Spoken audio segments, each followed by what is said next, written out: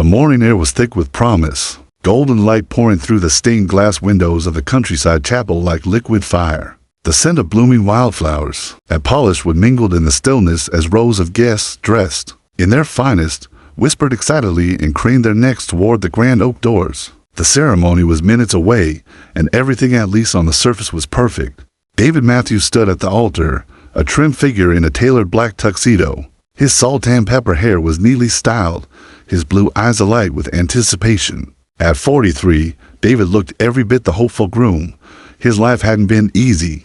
2 years had passed since he buried his wife, his high school sweetheart, the mother of his only son. The loss had nearly hollowed him out. But then came Emily with her shimmering smile, comforting words, and soft, coaxing laughter. She was everything he thought he'd never find again. Today, he was ready to begin again, to heal, to love. Beside him, barely reaching his hip, stood Ethan, his 8-year-old son. Stiff in a miniature tuxedo, the boy's dark curls were combed. With effort, his polished shoes tight, his hands clutching the velvet ring pillow as if it anchored him to the earth. Unlike the guest's expectant expressions or David's nervous excitement, Ethan's face was pale, his wide brown eyes darting not toward the chapel doors but toward his father. And then to the floor. He should have spoken sooner. That thought echoed in his mind, louder than the soft murmurs of the crowd. His little heart thudded, out of rhythm with the soft organ music now filling the air. Everyone thought Emily was perfect, but they didn't know what he knew. They didn't know the way her smile disappeared when Dad turned his back, or the way her soft hands turned to claws when no one was looking, or how her sweet voice grew sharp and venom-laced like a snake hissing through clenched teeth. Ethan had learned to be silent, to be careful, but the weight of what he knew pressed on his chest like a stone. David glanced down at his son, flashing him a proud, reassuring smile. "You look sharp, champ," he whispered, ruffling Ethan's hair. The best ring bearer a guy could ask for. Ethan forced a smile that didn't reach his eyes. "Thanks, Dad." The organ swelled. The congregation rose in unison. The old wooden doors creaked open. She stepped into the light. Emily. Her golden hair shimmered like it had been woven by angels. Her white gown clung in all the right places, delicate lace trailing behind her like morning mist. Her lips curled into that flawless, camera-ready smile, and the entire room sighed in admiration, all except Ethan. He didn't move, his eyes fixed on her like she was a riddle he couldn't solve fast enough. The pillow trembled in his hands, sweat beaded at the base of his neck. He saw her eyes flick to him for just a fraction of a second, and in that moment, her smile faltered, not for the guests, not for David. Only for him. That flicker of contempt, that tiny flash of warning. "Don't you dare." His mind reeled. Suddenly, images flared like lightning behind his eyes. Emily's grip tightening on his arm after he spilled juice. Her voice, low and icy, hissing. "Say one word, and I'll make sure your dad never believes a thing you say." The stinging tone she used when David was late. The way she'd look at Ethan like he was something she stepped in. The late night whisper through the door. "Mark, we wait until after the honeymoon." His stomach turned. She was walking closer now. Every step deliberate, elegant, deadly. David's eyes sparkled with joy as he watched her approach, love written all over his face. And Ethan knew this might be the last chance to stop her. His fingers dug into the pillow, the gold rings trembling. He glanced up at his father one more time, the man he adored, the man he had to save. And even though his voice trembled in his head, another voice rose just beneath it. "Be brave." Because if he didn't speak now, there might not be a later.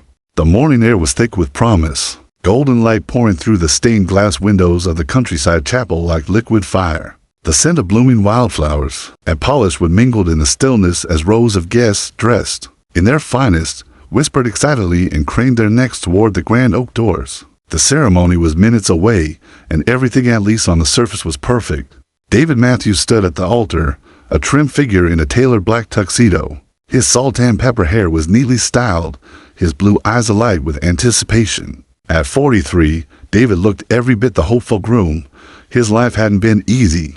2 years had passed since he buried his wife, his high school sweetheart, the mother of his only son. The loss had nearly hollowed him out. But then came Emily with her shimmering smile, comforting words, and soft, coaxing laughter. She was everything he thought he'd never find again. Today, He was ready to begin again, to heal, to love. Beside him, barely reaching his hip, stood Ethan, his 8-year-old son. Stiff in a miniature tuxedo, the boy's dark curls were combed. With effort, his polished shoes tight, his hands clutching the velvet ring pillow as if it anchored him to the earth. Unlike the guest's expectant expressions or David's nervous excitement, Ethan's face was pale, his wide brown eyes darting not toward the chapel doors but toward his father. And then to the floor. He should have spoken sooner. That thought echoed in his mind, louder than the soft murmurs of the crowd. His little heart thudded, out of rhythm with the soft organ music now filling the air. Everyone thought Emily was perfect, but they didn't know what he knew. They didn't know the way her smile disappeared when Dad turned his back, or the way her soft hands turned to claws when no one was looking, or how her sweet voice grew sharp and venom-laced like a snake hissing through clenched teeth. Ethan had learned to be silent, to be careful, but the weight of what he knew pressed on his chest like a stone. David glanced down at his son, flashing him a proud, reassuring smile. "You look sharp, champ," he whispered, ruffling Ethan's hair. The best ring bearer a guy could ask for. Ethan forced a smile that didn't reach his eyes. "Thanks, Dad." The organ swelled. The congregation rose in unison. The old wooden doors creaked open. She stepped into the light. Emily. Her golden hair shimmered like it had been woven by angels. Her white gown clung in all the right places, delicate lace trailing behind her like morning mist. Her lips curled into that flawless, camera-ready smile, and the entire room sighed in admiration, all except Ethan. He didn't move, his eyes fixed on her like she was a riddle he couldn't solve fast enough. The pillow trembled in his hands, sweat beaded at the base of his neck. He saw her eyes flick to him for just a fraction of a second, and in that moment, her smile faltered. Not for the guests, not for David. Only for him. That flicker of contempt, that tiny flash of warning. "Don't you dare." His mind reeled. Suddenly, images flared like lightning behind his eyes. Emily's grip tightening on his arm after he spilled juice. Her voice, low and icy, hissing. "Say one word, and I'll make sure your dad never believes a thing you say." The stinging tone she used when David was late. The way she'd look at Ethan like he was something she stepped in. The late night. Whisper through the door, "Mark, we wait until after the honeymoon." His stomach turned. She was walking closer now. Every step deliberate, elegant, deadly. David's eyes sparkled with joy as he watched her approach. Love written all over his face. And Ethan knew this might be the last chance to stop her. His fingers dug into the pillow, the gold rings trembling. He glanced up at his father one more time, the man he adored, the man he had to save. And even though his voice trembled in his head, another voice rose just beneath it. "Be brave." Because if he didn't speak now, there might not be a later. The world outside the stained glass had gone quiet, but inside Ethan's head, a storm had begun. He couldn't remember the ceremony's words. The minister's voice was a hum, muffled by the pounding in his ears. His father stood inches away, glowing with happiness, and still Ethan felt like he was a million miles from everyone. A ghost among the living. He needed proof. It wasn't enough to know anymore. He had to show it, somehow, before the final vows, before the kiss, before his father signed his own death warrant with a smile. The clock was ticking. Days earlier, Ethan had done something he'd never done before. He broke into Emily's study. It wasn't easy. She always kept her door locked when she wasn't home, and she always made sure she never left her laptop open. But that afternoon, she'd rushed out in a hurry claiming a last-minute dress alteration and forgot to take her usual precautions. Ethan had watched from the upstairs hallway as her car rolled down the driveway. He'd waited 3 minutes, just long enough to be sure. Then he moved. He ran. The door to her study creaked. Every sound in the house felt deafening. His heart banged against his ribs as he sat at her desk, hands trembling. The screen was still glowing. The cursor blinked. Locked out of course. He tried her birthday. No. Then a wedding date. Still no. His hands hovered over the keyboard until he remembered something. A yellow sticky note, half tucked beneath the drawer weeks ago when he'd fetched paper for a school project. She'd snatched it back quickly, snapping at him for touching her things. Ethan opened the drawer. Nothing, but the sticky residue was still there. He reached under the desk, felt along the underside. His fingers brushed paper. He peeled it off and stared. EMK 98-3 dusk. His hands trembled as he typed it in. The screen blinked. Access granted. The breath he released was shaky and silent. Emily's desktop was clean to clean. No family pictures, no shortcuts. Nothing but a wallpaper of wildflowers and one lone folder titled Home Plans. He clicked inside. Nested deep were more folders, some named innocuously Registry, Budget, Venue. But one caught his eye. M. Just the letter. His blood chilled. He clicked. Photos loaded slowly. The man in them had sharp cheekbones and a thin scar slicing through his eyebrow. Some pictures were blurry, like they'd been taken in secret. Others weren't blurry at all. That they were Emily and this man, standing too close to be anything but lovers, laughing over drinks, locked in an embrace, a kiss. Ethan stared in disbelief. His father had never seen these, could never imagine these.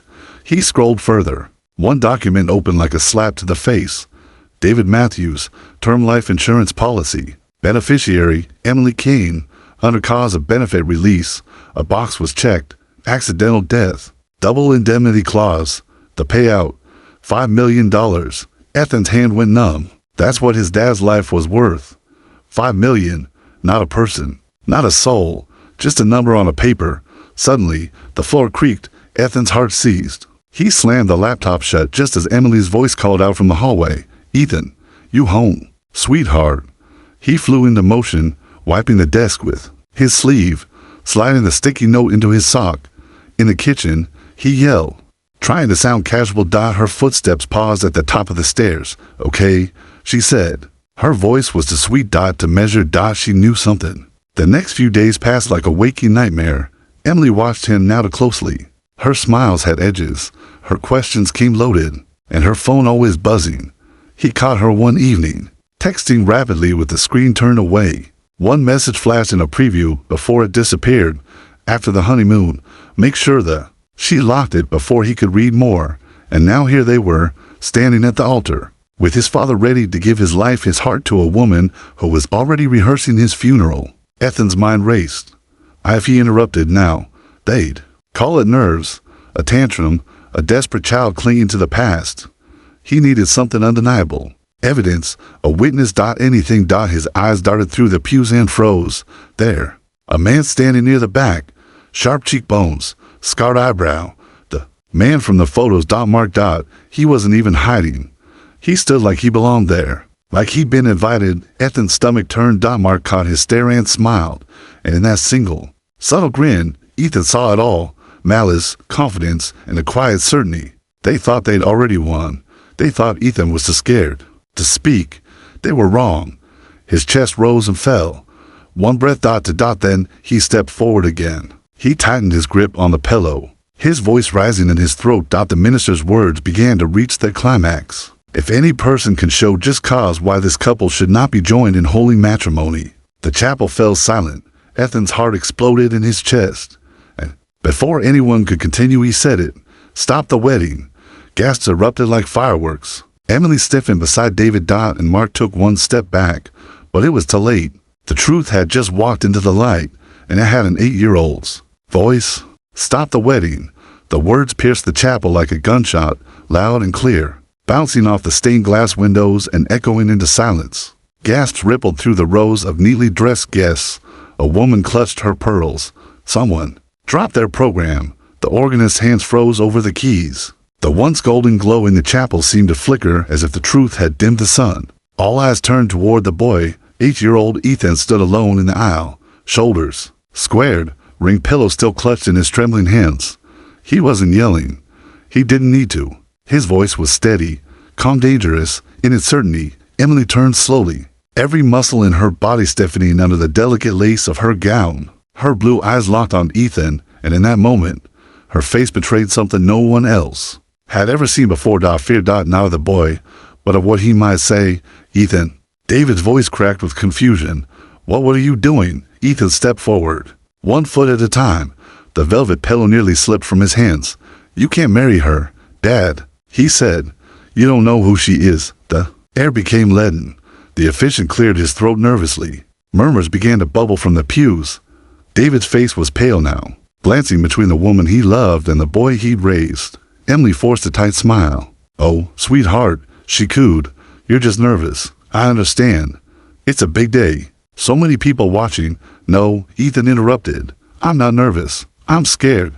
That silenced her. He looked directly at his father now, and something in his small face made David take an involuntary step forward, something in his son's eyes that said, "Listen to me, or you'll regret it forever." Ethan inhaled sharply. "She doesn't love you, Dad. She's lying. She's pretending, so she can take everything from you." "Ethan," Emily snapped, her voice suddenly sharp like a breaking violin string. "That's enough." But Ethan didn't flinch. "She's been talking to a man named Mark," he continued. "I heard her. At night. She said phase 2 begins after the wedding. She's been planning it, everything.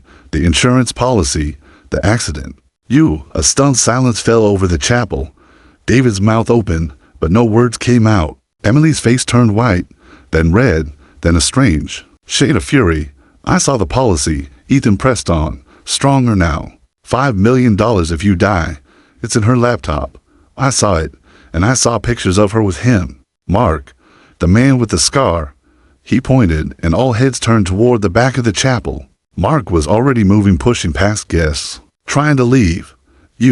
Someone shouted. "Hey!" Mark broke into a sprint. "Call the police." Another guest cried. Emily lost it. "No!" she shrieked, spinning on Ethan, her eyes wild now, makeup cracking like a mask under pressure. "You little brat, you ruined everything." Her voice rang through the church, unfiltered and raw. David flinched. Emily turned back toward him, tears forming, her voice dropping into a pleading tremble. "David, please." He's confused. He's traumatized. He misses his mother. He's trying to ruin this because he's scared of change. But the words fell flat, empty, like ash from a fire already burned out. Because David wasn't looking at her anymore. He was staring at his son, his brave, terrified, truth-spilling son. "Is this true?" he whispered. "Ethan, are you sure?" Ethan nodded slowly. "Yes, Dad. I wish I wasn't, but I am." A long pause stretched into eternity. The whispers, the gasps, the commotion at the back all faded, until David turned to Emily. "What's on your laptop?" She froze. "What's on your laptop?" he repeated, louder now, his voice cracking not from rage, but heartbreak. I don't know what he saw," she stammered. "You don't know." David's voice shook. "He's 8, Emily, 8. But he remembered everything. He found everything. He was scared of you, and I didn't see it. I let him down." "David, no." His voice hardened. "Don't call me that." She reached for him, but he stepped away like her fingers were knives. "You were going to kill me," he said. "Were you?" There was no answer. Not a denial. Not a word. Only the look in her eyes, the flicker of defeat, of fury, of being caught. Then she bolted. The train of her gown whipped around as she ran down the aisle, shoving past the guests, past the flowers, toward the exit like a ghost desperate to escape the sun. But as she reached the doors, the police officers stormed in, a hand on her arm. "You're not going anywhere," one of them growled. Screams, gasps, flashbulbs from stunned guests' phones. Ethan dropped the pillow. David fell to his knees and pulled his son into his arms, holding him as if the world might break apart at any second. "I'm so sorry," he whispered again and again. But Ethan was calm now. Safe. Because someone had finally listened. And for the first time in months, he didn't feel like a ghost. He felt like a hero. The chapel had become a crime scene. Police tape fluttered where wedding garlands once hung. The scent of roses and lavender was drowned by the cold, metallic tang of tension and truth. The once whispering guests now whispered for entirely different reasons. Emily, or whoever she really was, sat on the front steps in handcuffs. Her once glorious gown stained with sweat, dirt, and failure. Her veil had slipped sideways, caught in a curl of wind, and her mascara bled dark trails down her cheeks. She wasn't the angelic bride anymore. She looked like a woman unmasked, undone. David stood near the altar, rooted in place, his face slack with horror. Everything around him was noise, blurred voices, flashing lights, crying relatives. He could barely feel the hand on his shoulder, guiding him to sit. His eyes never left Ethan. The boy had been ushered to a bench by one of the officers.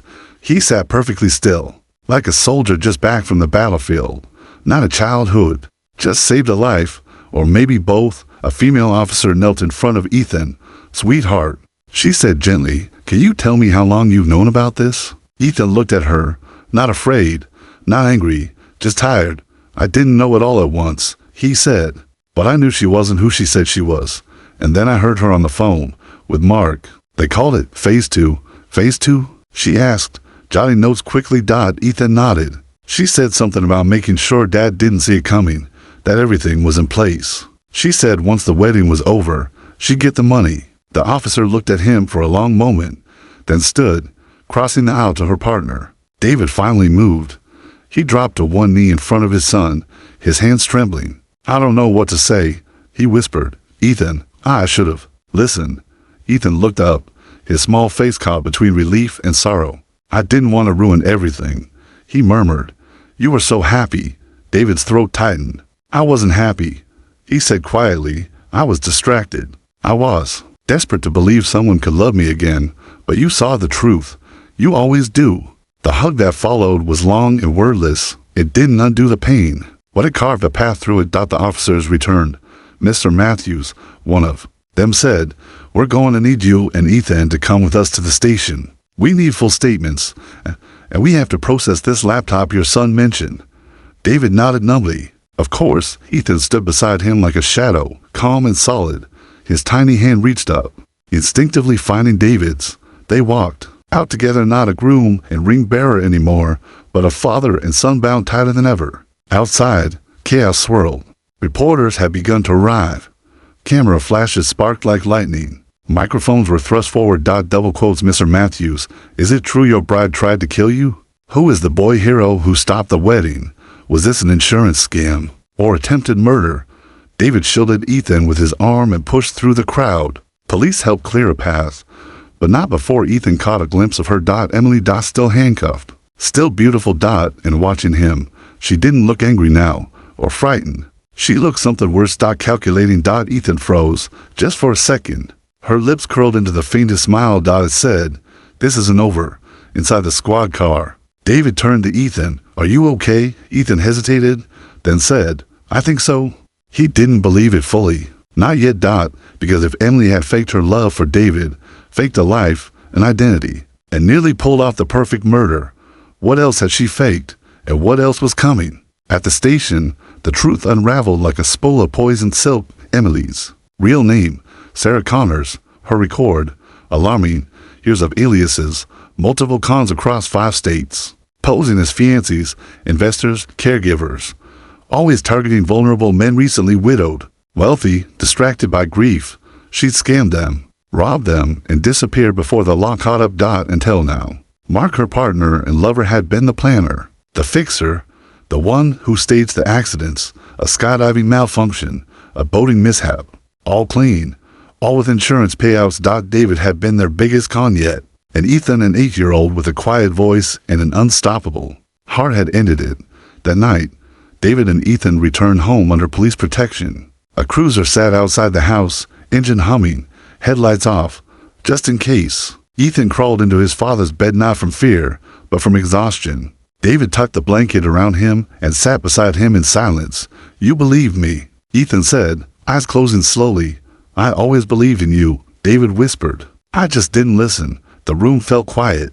Moonlight spilled across the floor. David sat awake long into the night, watching over the boy who'd saved him, wondering how close he'd come to not being there at all. Downstairs, Emily's laptop was being dissected by investigators, and somewhere in the shadows of the city, someone else may have been watching, because while Mark was in custody and Emily behind bars, Ethan couldn't shake the feeling that the story wasn't over.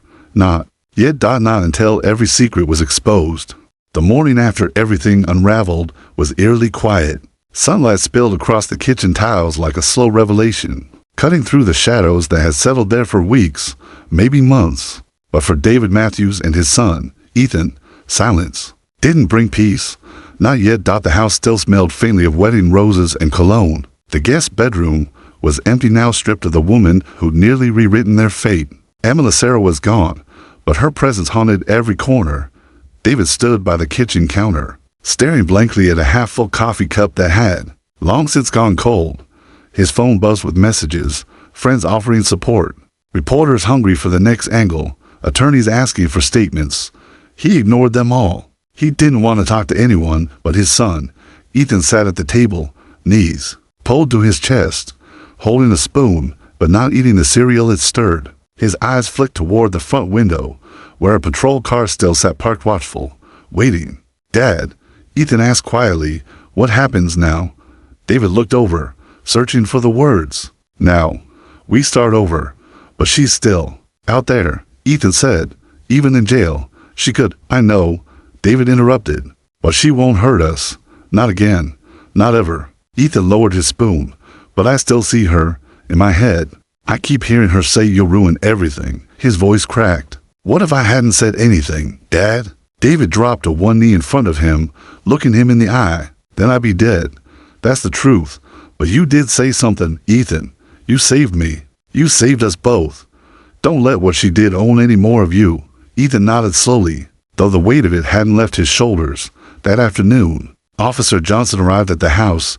His face was drawn, tired, the kind of tired you get when you've stared into too many lies. "She's not talking," he told David grimly. "Won't say a word beyond lawyer stuff. But we've got enough. Mark's cooperating, and we traced funds across 3 fake bank accounts. She was going to vanish after the honeymoon. You'd have never seen it coming." David swallowed hard. "She's facing a mountain of charges: wire fraud, attempted murder, conspiracy, multiple identities. She won't see daylight again for a long, long time. And Mark's deal depends on full confession. That includes naming their past victims." "And the others?" David asked. "The ones she got away with," Johnson sighed. "Some we may never find. But you weren't just a target. You were the endgame." He looked at Ethan and gave the boy a quiet nod. "You ruined their perfect score," he said. "Nice work, kid." That night, for the first time in weeks, David and Ethan slept soundly. No footsteps in the hall. No whispered threats behind walls. Just breathing. The kind you do when you finally know you're safe. But the story didn't fade into the past like they'd hoped. The media latched onto it. The boy who stopped a murder wedding trended across the internet. Photos of Ethan at the altar went viral. Journalists wanted interviews. True crime podcasters begged for exclusive rights. David declined them all. "This isn't a story," he said. "It's our life, and we're taking it back." But the most surprising moment came 2 months later. An unmarked envelope arrived in their mailbox. No return address. Inside was a note, scrawled in clean, perfect cursive. "Ethan, I underestimated you. You're smarter than most grown men. But don't mistake a cage for an ending. Some chapters don't close." There was no signature, no address, just the initial as. David froze. Ethan stood behind him, reading over his shoulder. Neither spoke for a long time. Finally, David said, "This isn't a threat. It's a scream from a woman who lost." Ethan didn't respond right away. Then he reached out and took the letter and tore it clean down the middle. "Let her scream," he said, and that was it. That summer, David quit his job, started his own home repair business, something smaller, something real. He spent more time with Ethan, more camping trips, more game nights, more space to just be, not recover, not react, just live. Ethan started therapy, not because he was broken, but because he was rebuilding. He learned words for what he'd felt: gaslighting, manipulation, trauma. He learned he wasn't weak. He was strong because he had spoken, and people had listened. On the 1-year anniversary of the wedding that wasn't, David and Ethan drove to the same park they'd once fished in together. This time, they brought a picnic, a telescope, and zero expectations. As the stars flickered overhead, Ethan leaned back on the blanket. "You think she'll ever come back?" he asked. David shook his head. "No, because if she does, she won't find the same boy she tried to scare. She'll find someone who already beat her." Ethan smiled, tilting the telescope to the left. "There's Jupiter," he whispered. "Brightest one in the sky tonight." David followed his son's gaze. "That's fitting," he said. "Why?" "Because it reminds me of someone small." David smiled, who lit up everything. They didn't say anything else that night. They didn't need to. The shadows of Emily's deception had passed. The past would never be erased, but it no longer ruled them. Because in the end, this wasn't a story about a wedding gone wrong. It was a story about a boy who spoke when it mattered, and a father who finally listened. And together they built something stronger than any lie. They built truth, and it was unshakable.